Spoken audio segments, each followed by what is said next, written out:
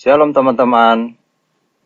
Untuk mengatur keuangan dalam sebuah usaha atau bisnis, pembukuan sangatlah penting untuk dilakukan agar keuangan kita dapat teratur dengan baik. Nah, apa itu pembukuan dan bagaimana cara pembukuan tersebut? Yuk kita simak jawaban lengkapnya pada video ini. Oke, kita mulai aja ya.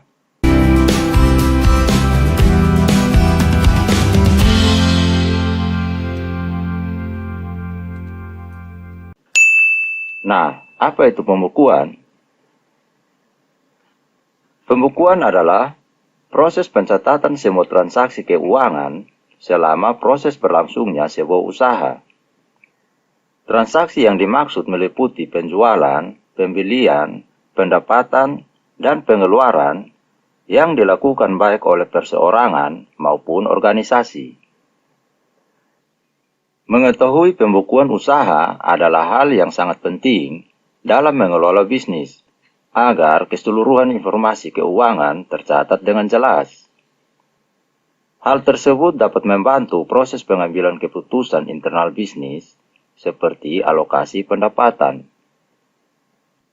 Nah, tujuan dari pembukuan sendiri yaitu untuk mengumpulkan informasi serta data keuangan yang meliputi modal, aset, kebutuhan, biaya produksi, dan harga, sehingga kemudian menjadi laporan keuangan secara tepat dan sistematis.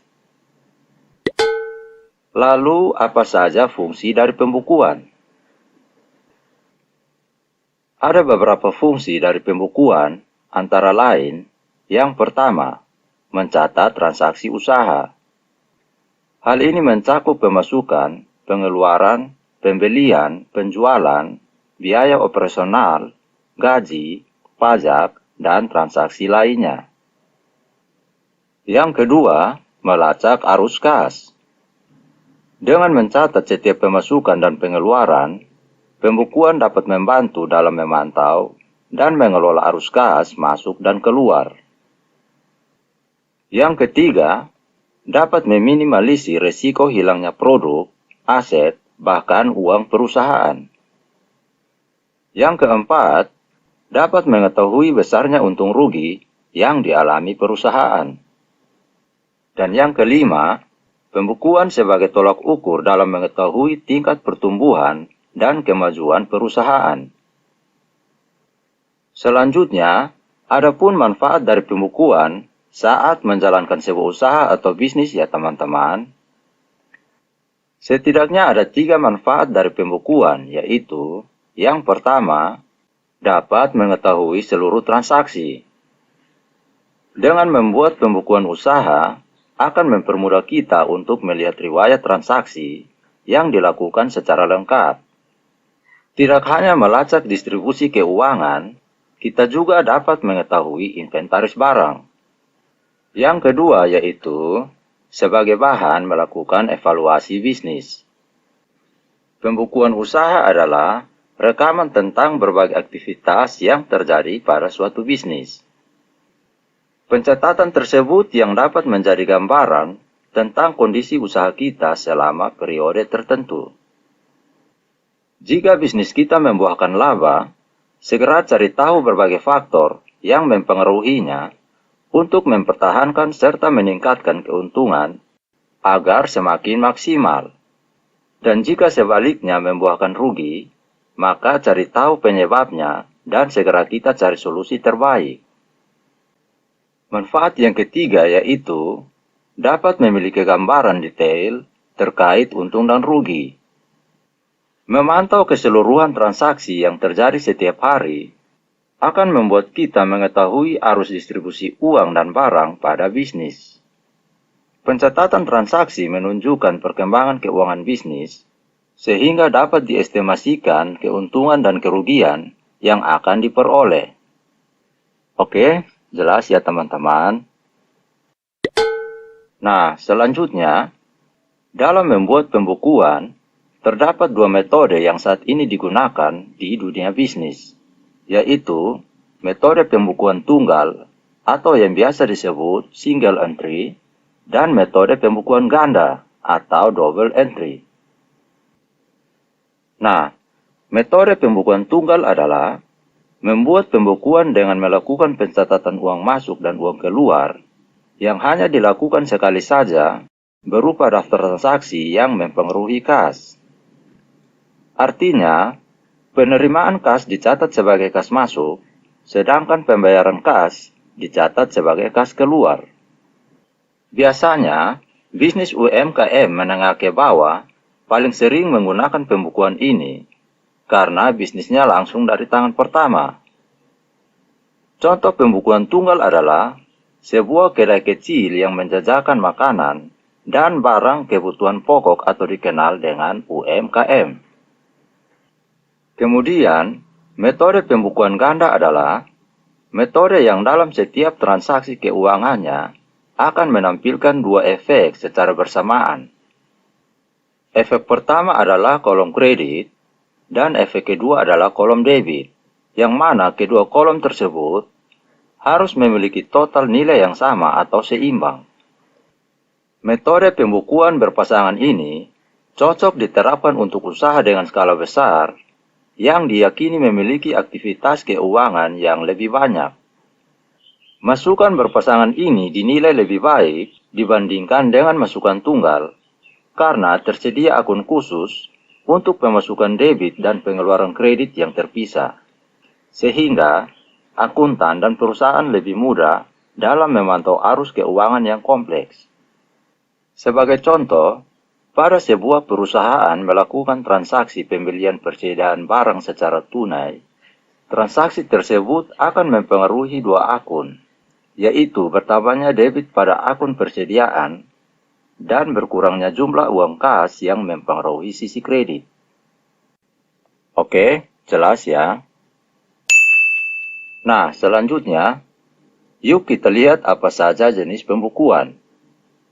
Kurang lebih ada 6 jenis pembukuan yang wajib diketahui oleh sebuah perusahaan atau bagi kita yang ingin menjalankan usaha atau bisnis. Jenis pembukuan yang pertama yaitu pembukuan pengeluaran. Sesuai namanya, pembukuan pengeluaran atau pembukuan kas keluar merupakan jenis pembukuan yang berhubungan dengan aktivitas kas keluar, seperti pembayaran tagihan, pembayaran gaji karyawan jika ada, pembelian perlengkapan kantor, dan sebagainya. Pembukuan pengeluaran berguna untuk mengetahui modal usaha yang telah kita keluarkan, dan kita dapat menyusun target atau strategi agar modal yang telah kita keluarkan cepat kembali serta mendapat keuntungan. Jenis yang kedua yaitu pembukuan pemasukan. Pembukuan pemasukan yang dikenal juga pembukuan kas masuk atau pembukuan penjualan adalah jenis pembukuan yang berhubungan dengan semua aktivitas pemasukan perusahaan seperti penjualan produk. Pembukuan penjualan yang kita kerjakan dapat membuat pemasukan kita lebih terorganisir. Jenis yang ketiga yaitu pembukuan kas. Pembukuan kas adalah penggabungan antara buku pemasukan dan buku pengeluaran.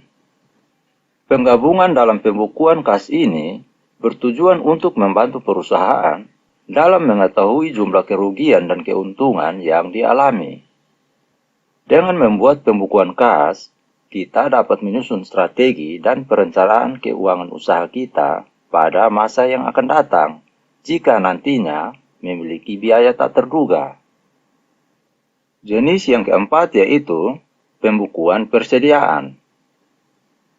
Pembukuan persediaan merupakan jenis buku untuk mencatat seluruh persediaan barang yang masuk dan yang keluar pada perusahaan.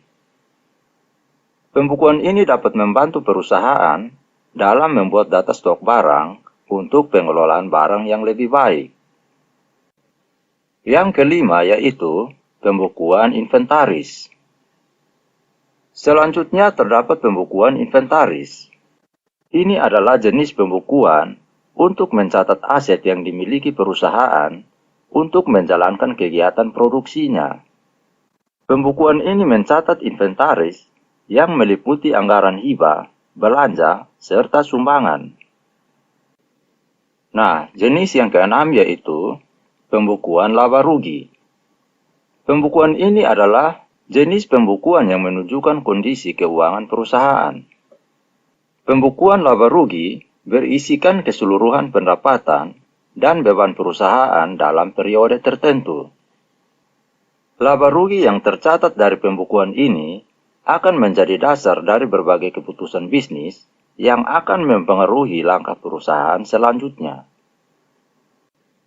Nah, di dalam akuntansi, pembukuan atau laporan keuangan yang lengkap biasanya meliputi arus kas, laba rugi, dan neraca.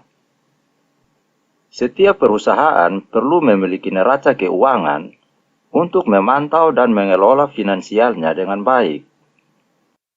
Lalu, apa itu neraca? Neraca keuangan atau yang biasa disebut balance sheet adalah laporan yang menggambarkan posisi keuangan perusahaan yang terdiri dari aktiva atau harta kekayaan, kewajiban, dan modal pada tanggal tertentu.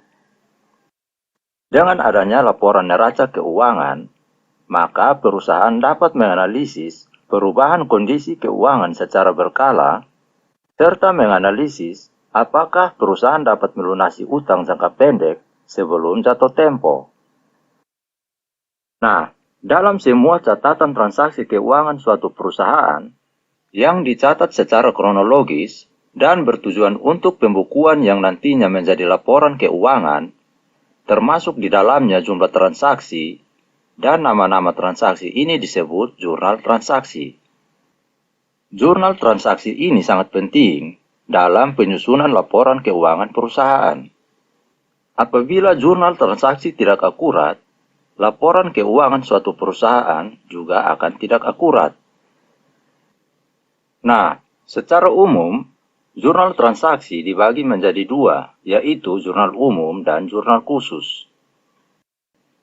Nah, jurnal umum adalah jurnal yang digunakan untuk mencatat semua transaksi keuangan perusahaan yang dilakukan secara sistematis dalam satu periode tertentu. Jurnal umum dipergunakan untuk mencatat transaksi-transaksi yang tidak masuk dalam jurnal khusus, misalnya utang, modal, pendapatan, serta beban perusahaan. Sedangkan jurnal khusus adalah jurnal yang dipergunakan untuk mencatat transaksi-transaksi secara spesifik berdasarkan jenis sesuai kebutuhan perusahaan. Jenis jurnal khusus yang sering dipergunakan seperti pembelian, penjualan, kas masuk, dan kas keluar. Oke, jelas ya? Nah, lalu bagaimana cara pembukuan? Berikut adalah contoh dan langkah-langkah dalam membuat pembukuan. Pertama, yang perlu kita lakukan adalah menyusun catatan pengeluaran. Berikut adalah contoh sederhana pembukuan pengeluaran oleh PT ABC Sukses pada bulan Juli tahun 2022. Pelaku usaha atau karyawan perlu membuat buku pengeluaran usaha atau buku kas khusus catatan pengeluaran usaha. Dalam buku ini, mencatat semua pengeluaran yang meliputi pembelian bahan baku, pembelian aset, biaya operasional, dan pengeluaran lainnya yang mendukung jalannya usaha harus dicatat secara rinci. Langkah yang kedua yaitu menyusun catatan pemasukan. Nah, setelah pencatatan pengeluaran, tentunya pemasukan juga harus dicatat. Catatan ini digunakan untuk menghitung pendapatan yang diperoleh, baik dari penjualan atau piutang yang berhasil dibayar. Dengan tercatatnya kas masuk ini, dapat membantu perusahaan untuk mengetahui jumlah keuntungan yang diperoleh. Langkah yang ketiga adalah membuat buku kas utama. Buku kas utama ini merupakan penggabungan pencatatan kas keluar dan kas masuk. Dengan menggabungkan kedua kas tersebut, perusahaan dapat mengetahui secara rinci aktivitas serta kondisi keuangan pada periode tersebut. Langkah yang keempat adalah membuat buku stok barang. Buku stok barang digunakan saat terjadi penjualan barang. Seorang pemilik usaha dapat memastikan ketersediaan produk dan pada akhir periode, sebaiknya tidak terlalu banyak stok yang menumpuk sehingga tidak menyebabkan kerugian. Langkah yang kelima adalah membuat catatan inventaris barang. Pembukuan inventaris barang berisi catatan aset yang dimiliki oleh pemilik usaha untuk menunjang usaha tersebut. Manfaat dari pembukuan inventaris adalah mempermudah pengawasan aset dan mencegah agar barang tidak mudah hilang. Langkah yang keenam adalah membuat buku laba rugi. Pencatatan laba rugi digunakan untuk pencatat pendapatan dan beban perusahaan dalam suatu periode. Pencatatan ini dilakukan supaya pemilik perusahaan mengetahui apakah sedang mengalami kerugian atau keuntungan. Selain itu, buku laba rugi juga dapat memberikan informasi jumlah pajak yang harus dibayarkan, jumlah modal yang sudah terpakai, sisa modal, serta jumlah utang. Nah, setelah membuat laporan laba rugi, selanjutnya yang perlu dibuat adalah laporan neraca. Laporan ini bertujuan untuk memberikan gambaran yang jelas mengenai posisi keuangan suatu perusahaan. Dengan mengetahui posisi keuangan perusahaan, para pemilik kepentingan dapat membuat keputusan yang lebih baik terkait investasi, pembiayaan, dan strategi bisnis. Nah, dalam laporan neraca, terdapat 3 bagian pelaporan yaitu aset atau yang biasa disebut aktiva, kewajiban atau liabilitas, dan modal atau ekuitas. Nah, aset yang dimaksud merupakan harta yang perusahaan miliki dengan nilai manfaat yang ada di kemudian hari seperti gedung, kantor, mobil barang, tempat operasional, gudang, dan lainnya yang memiliki manfaat untuk perusahaan. Nah, aset dalam laporan neraca tersebut terbagi menjadi 2 yaitu aset lancar dan aset tidak lancar. Aset lancar adalah aset yang mudah dicairkan atau dialihkan bentuknya seperti kas, surat berharga, piutang, stok, dan biaya DP. Sebaliknya, aset tidak lancar adalah aset yang sulit atau tidak dapat dicairkan seperti tanah, gedung, mesin, hak cipta, dan lain sebagainya. Selanjutnya, kewajiban adalah jumlah terutang di perusahaan pada suatu periode tertentu. Kewajiban atau utang perusahaan ini terbagi menjadi 2 yaitu utang lancar dan utang tidak lancar. Nah, utang lancar adalah tagihan yang periode pelunasannya di bawah 1 tahun, yakni tagihan listrik, biaya perawatan rutin mesin, pajak, dan gaji karyawan. Sedangkan hutang tidak lancar adalah tagihan yang jatuh temponya lebih dari 1 tahun, seperti pinjaman jangka panjang, dana pensiun, dan sebagainya. Selanjutnya, modal adalah kekayaan yang dimiliki oleh suatu perusahaan. Modal terdiri dari modal yang disetor serta laba atau rugi yang diperoleh oleh perusahaan. Nah, secara umum, ada 2 bentuk laporan neraca keuangan, yaitu stafel atau vertikal dan skontro atau horizontal. Berikut adalah contoh laporan neraca keuangan perusahaan A dengan bentuk stafel. Neraca keuangan stafel memiliki bentuk memanjang ke bawah dengan rincian aset, kewajiban, dan modal diletakkan berurutan dari atas ke bawah. Sedangkan neraca keuangan skontro memiliki bentuk memanjang ke samping, di mana komponen aset, kewajiban, dan modal dipisahkan menjadi 2 lajur. Akun aset ada di lajur pertama paling kiri diikuti dengan nominal, sedangkan akun kewajiban dan modal beserta nominalnya ada di lajur kanan. Nah, kalau dilihat dari tabel neraca keuangan milik perusahaan A, menunjukkan bahwa jumlah aset perusahaan per 30 April 2022 adalah sebesar Rp558.318.550 dengan kewajiban berupa utang usaha sebesar Rp272.800.000 dan ekuitas sebesar Rp285.518.550.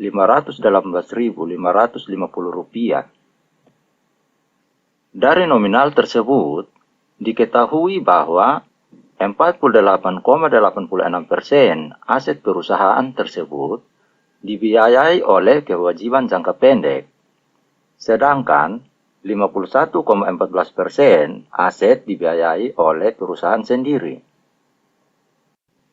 Nah, dalam keuangan perusahaan, nilai kewajiban idealnya tidak melebihi 50% dari jumlah aset. Merujuk pada neraca keuangan tersebut, dapat dikatakan bahwa kondisi perusahaan A masih baik, karena aset yang dibiayai kewajiban tidak melebihi 50%. Namun yang perlu diperhatikan, 48,86% aset perusahaan dibiayai oleh hutang jangka pendek yang pelunasannya kurang dari 1 tahun. Dengan demikian, dalam waktu beberapa bulan ke depan, perusahaan harus segera melunasi utang tersebut. Jelas ya? Oke teman-teman, sekarang sudah paham kan apa itu pembukuan dan bagaimana cara membuatnya? Jadi, dalam menjalankan sebuah bisnis, pembukuan sangat penting untuk pencatatan keuangan usaha kita. Kita dapat terbantu untuk meminimalisir kerugian dan melihat keuntungan, serta dapat membantu kita untuk menyusun strategi yang lebih baik lagi untuk kedepannya. Nah, mengenai pembukuan, berikut pertama kali yang tercatat di dalam Alkitab terdapat pada Kejadian 5 ayat 1. Inilah catatan silsilah Adam. Pada hari Elohim menciptakan manusia, Dia telah membuatnya dalam rupa Elohim. Oke, sekian pembahasan kali ini. Tuhan memberkati.